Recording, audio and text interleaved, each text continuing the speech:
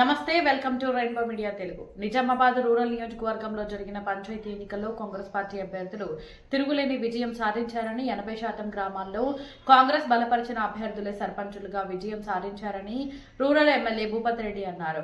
మంగళవారం నగర శివారులోని అమృత గార్డెన్స్ లో నూతనంగా గెలుపొందిన సర్పంచులకు ఆత్మీయ సమ్మేళన కార్యక్రమాన్ని నిర్వహించారు. ఈ సందర్భంగా భూపత్ రెడ్డి మాట్లాడుతూ ముఖ్యమంత్రి రేవంత్ రెడ్డి నేతృత్వంలోని కాంగ్రెస్ ప్రభుత్వం చేపడుతున్న అభివృద్ధి పనులు, అమలు చేస్తున్న సంక్షేమ పథకాలు గడప గడపకు చేరుతున్నాయని, వాటి ఫలితంగానే సర్పంచ్ ఎన్నికల్లో కాంగ్రెస్ అభ్యర్థులకు పట్టం కట్టారని తెలిపారు. రూరల్ నియోజకవర్గంలోని 170 పంచాయతీలు ఉండగా దాదాపు 140 గ్రామాల్లో కాంగ్రెస్ అభ్యర్థులు విజయం సాధించారని అన్నారు. కొన్ని గ్రామాల్లో తమ పార్టీకి చెందిన వారే 2-3 అభ్యర్థులు రంగంలో ఉండడంతో ఓట్లు చీలి బీజేపీ, టీఆర్ఎస్ అభ్యర్థులు గెలిచారని, దీనికే వారు సంబరపడిపోవడం విడ్డూరంగా ఉందని ఎద్దేవా చేశారు. నూతనంగా కొలువుదీరనున్న పంచాయతీలకు సర్పంచులకు ప్రభుత్వం అండగా ఉంటుందని, పల్లెల అభివృద్ధికి కృషి చేస్తానని భరోసా ఇచ్చారు.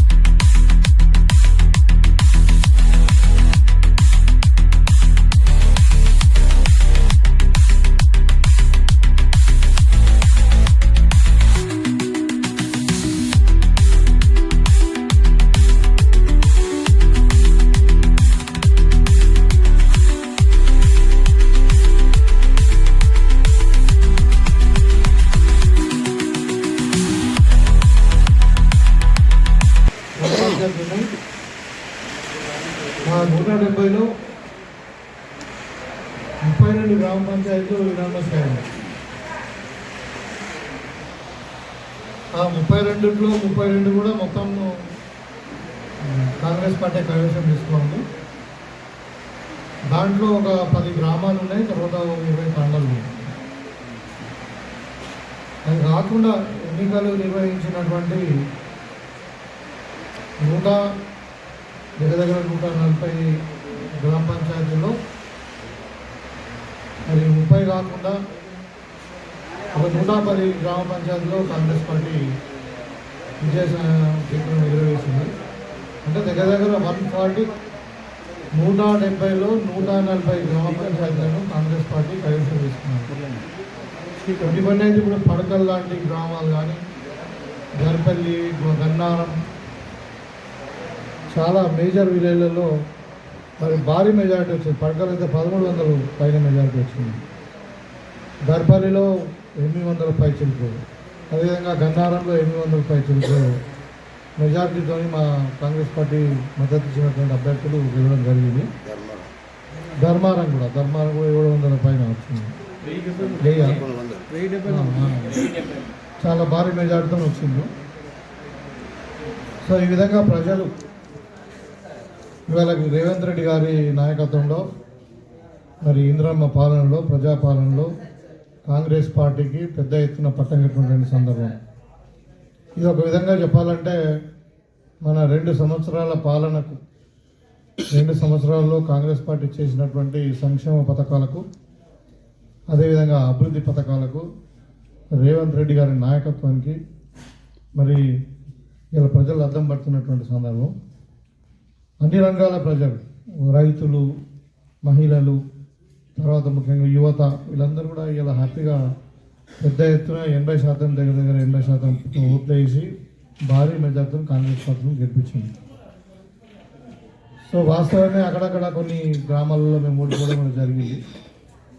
దానికి మేము అనుకునేది ఏంటంటే ముఖ్యమైన కారణం కాంగ్రెస్ పార్టీలో అంటే క్యాడర్ ఎక్కువైపోయి పోటీతత్వం పెరిగి అధికార పార్టీ కాబట్టి ఖచ్చితంగా గెలుస్తామన్న భావనతో మరి చాలా గ్రామాల్లో 2-3 కాంటాక్ట్ చేయడం జరిగింది. లైక్ ఇప్పుడు సిరికొండ మా వాళ్ళే 2 కాంటాక్ట్ చేసింది. దాంతో ఒక ఓటుతో కోల్పోవడం జరిగింది. మోపాలంతే, కొరటిపల్లి, నడిపల్లి, లైక్ అట్లా ముదక్పల్లి ఈ రెబల్స్ కాంటాక్ట్ చేయడం వల్ల చాలా దగ్గర ఒక 10 మేజర్ గ్రామాలు కాంగ్రెస్ పార్టీలో పోటీతత్వం పెరిగి మరి ఓట్లు చీలిపోయి 3వ వ్యక్తికి లాభం జరిగింది. కానీ దాని అర్థం వాళ్ళకి మైండేట్ దొరికిందని కాదు. మా ఇద్దరు క్యాండిడేట్ యొక్క టోటల్ కలిస్తే వాళ్ళకంటే చాలా ఎక్కువ ఉంది. సో కొద్ది సమన్వయ లోపం అంటే ఇది పార్టీకి గుర్తులు లేవు కాబట్టి అంటే పార్టీ పరంగా గుర్తులు లేనటువంటి ఎన్నిక కాబట్టి సో ఎవరైనా కాంటాక్ట్ చేయొచ్చు. మరి గెలిచే అవకాశం ఉన్న అందరూ కూడా వాళ్ళ శక్తి సామర్థ్యం మేరకు ప్రజల దగ్గరికి వెళ్ళి పోరాటం చేయడం వల్ల అక్కడక్కడ కొన్ని గ్రామ పంచాయతీలు మేము కోల్పోవడం జరిగింది. దాన్ని కూడా మేము రెక్టిఫై చేసుకుంటున్నాం. అంటే చాలామంది ఇంకొకటి ఏంటంటే ఈ బీజేపీ టీఆర్ఎస్ ఈవెన్ సిపిఎంఎల్ కూడా మరి కమ్యూనిస్ట్ పార్టీ వాళ్ళు అన్ని మాట్లాడుతుంటారు కానీ మరి ఇలా బీజేపీతో కూడా పొత్తు కూడుకునే పరిస్థితికి వాళ్ళు వచ్చి జేఏసీ అంటారు. ఇప్పుడేం చేసి దేని మీద చేసి దేని కొరకు చేసి కుట్రలు వాడిని అందరు ఒకటైపోయి ఒక దగ్గర బీజేపీ బలంగా ఉంటేనేమో టీఆర్ఎస్ వాళ్ళు దమ్మీని పెట్టి లేకపోతే కలిసిపోయారు. టీఆర్ఎస్ బలంగా ఉన్న దగ్గర బీజేపీ కలిసిపోయి అదొక కారణం. ఈ 2 పార్టీలు ఒకటి కావడం వల్ల కూడా కొన్ని సీట్లు మేము కోల్పోవడం జరిగింది. ఈ 2 కారణాలే తప్ప కాంగ్రెస్ పార్టీ మీద ఎటువంటి వ్యతిరేకత లేదు.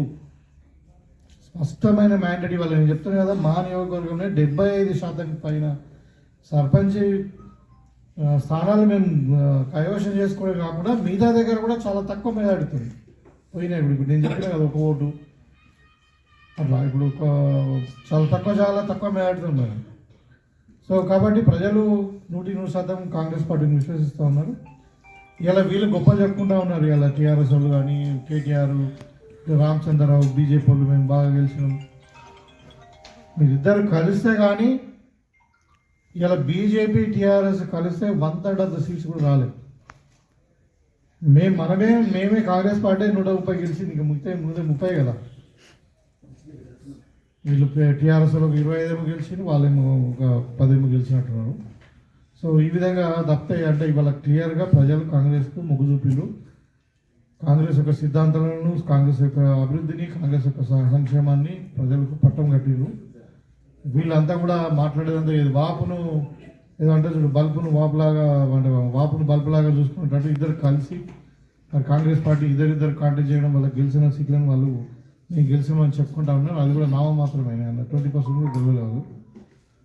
సో కాబట్టి ఇవాళ టీఆర్ఎస్ పార్టీకి మరి ఎంత లేదన్నా 28 మంది ఎమ్మెల్యేలు ఉన్నారు, 38 మంది ఎమ్మెల్యేలు ఉన్నారు. మరి అలా గ్రామ పంచాయతీలలో అసలు వాళ్ళకు 25% కూడా రాలేదు. బీజేపీకి 8 మంది ఎమ్మెల్యేలు ఉన్నారు, 8 మంది ఎంపీలు ఉన్నారు. వాళ్ళకైతే 5% వచ్చింది మొత్తం కలిసి. వాళ్ళు ఇంకా జబ్బలు కలుపుకొని మాకు ప్రజలు మాకు మ్యాండేట్ ఇచ్చిర్రు, మరి కాంగ్రెస్కి వ్యతిరేక పవనాలు వేస్తున్నాయి, కాంగ్రెస్ పని అయిపోయిందని మాట్లాడుతున్నారు కదా. అది అంటే ఎట్లుందంటే అది అంటే నవ్వే విధంగా ఉంది అన్నాడు, హాస్యపదంగా ఉంది. కాబట్టి ఇంకా మీరు కళలు అనకండి. కేటీఆర్ అండ్ బీజేపీ మీరు ఇద్దరు కలిసి ఎన్ని కొట్లాడినా ఎన్ని కుట్రలు పడినా మన రేవంత్ రెడ్డి గారి ప్రభుత్వాన్ని, కాంగ్రెస్ ప్రభుత్వాన్ని, ప్రజాపాలనను మీరు ఏం చేయలేరు. ఎందుకంటే ఇవాళ రేవంత్ రెడ్డి గారు ఒక మంచి విజన్తో పోతా ఉన్నారు. ఇవాళ తెలంగాణ రైజింగ్ తెలంగాణ అన్నాం మనం. ఎందుకు తెలంగాణ రైజింగ్ అంటే తెలంగాణ చిన్న రాష్ట్రం అయినప్పటికీ కొత్త రాష్ట్రమే. 2014లో ఏర్పడినటువంటి రాష్ట్రం ఇవాళకి 11 సంవత్సరాలు మాత్రమే అయింది. అయినా ఇవాళ దేశంలోనే నంబర్ 1 ఉంది. దేశంలోనే నంబర్ 1 ఉంది అన్ని విధాలు. ఇవాళ హైదరాబాద్ మనకు ఒక గ్లోబల్ సిటీగా ఎదిగబోతూ ఉంది. ఇలా గ్లోబల్ సమ్మిట్ చేసినాము. ఇలా క్రీడా రంగంలో కానీ అన్ని రంగంలో పుస్తకాలు ఉన్నాయి. ఇలా రైతులకు సంక్షేమం, ఒకవైపు పెట్టుబడులు. ఇవాళ మీరు నిన్ననే నేను ఎక్కడ ఎకనామిక్ టైమ్స్ ఆఫ్ ఇండియాలో వచ్చింది ఏంటంటే తెలంగాణ నెంబర్ 2 పొజిషన్లో ఉంది పర్ క్యాపిటల్ ఇన్కమ్. 4 లక్షలు దగ్గర 4 లక్షలు, కొంచెం 3,90,000 ఇట్లా ఉంది. అంటే ఒక ఢిల్లీ తర్వాత నేషనల్ క్యాపిటల్ రీజియన్ తర్వాత ఇవాళ హైయెస్ట్ పర్ క్యాపిటల్ ఇన్కమ్ ఉన్న రాష్ట్రం ఏదైనా ఉందంటే అది తెలంగాణ. అంటే రిచ్ అన్నట్టే కదా. ఇలా భారతదేశంలో నంబర్ 1 రాష్ట్రంగా ఎదుగుతుంది. కాబట్టి ప్రజల ఈ విధంగా సహకారం చేసి మరి కాంగ్రెస్ పార్టీకి మద్దతు పలుకుతున్న సందర్భంలో మేము ప్రజలందరూ కూడా ఎవరైతే ఓటు వేసి గెలిపించిందో వాళ్ళందరూ కూడా మేము ప్రత్యేకమైన కృతజ్ఞతలు, ధన్యవాదాలు తెలియజేసుకుంటాము. అది కాకుండా ఇదే పద్ధతిలో మీరు కాంగ్రెస్ పార్టీకి మద్దతు ఇవ్వండి. తప్పకుండా మరి మా నాయకత్వం, రేవంత్ రెడ్డి నాయకత్వం రెట్టింపు పనిచేసి ఇంకా ఈ నియోజకవర్గాన్ని అన్ని రంగంలో ముందుకు తీసుకుపోతామని చెప్పి ఈ సందర్భంగా కోరుకుంటూ, ఇంకెక్కడైనా చిన్న చిన్న లోపాలు ఉన్నా, ఇక్కడ అంటే లీడర్షిప్లో గ్రూపులు ఉన్నా కానీ ఎక్కడెక్కడ సమన్వయ లోపాలు ఉన్నా, ఇంకేదున్నా కానీ మేము భవిష్యత్తులో సరిదిద్దుకొని 100% రాబోయే జిల్లా పరిషత్ ఎన్నికల్లో, మండల పరిషత్ ఎన్నికల్లో 100% మేము స్వీప్ చేయబోతా ఉన్నామని చెప్పి సందర్భంగా తెలియదు.